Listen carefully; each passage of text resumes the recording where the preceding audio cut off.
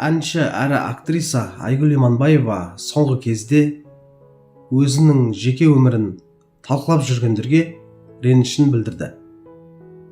Ол Instagram парақшасында жазба қалдырып, біреудің ішкен жегенін, жүрген тұрғанын сөз қылғанша, әркім өз өмірімен айналыса ғой деген ойын айтты.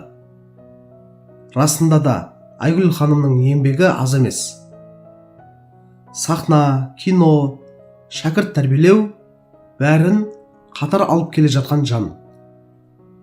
Ол тіпті өзінің академиясында оқып жүрген талантты жастарымен мақтанып, олардың бір қатары университетке түскенін де ерекше атап өтті. Шынымды айтсам, Айгүлдің осы ренішін түсінуге болады. Бізде шынында да біреудің өмірін талқылап, қайда барды, кіммен түсті, не киді деп алып ұшып отыратындар көп. Әрине, танымал адамның өміріне қызығушылық таныту заңды нәрсе. Бірақ ол қызығушылықтың шегі бар. Кейде шектен шығып кетіп, дүбаралар, байғұстар деп ренжіткен сөздер айтуға тура келеді. Өйткені сырттай тон пішіп, өмірін сынай бергенде адамның да жүйкесі сыр береді ғой. Менің ойымша, Айгүл Иманбаева қазақ өнеріндегі ең еңбекқор жандардың бірі.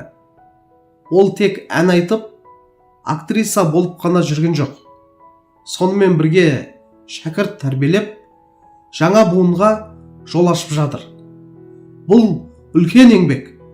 Сондықтан мұндай жанды сынағаннан гөрі қолдау көрсетіп, осындай адамдардың арқасында қазақ өнері дамып жатыр деп қуанған дұрыс сияқты. Өмірде әркімнің өз жолы бар, біреудің жүріп өткен жолын білмей жатып, сырттай пікір айту шынымен де ұят тірлік.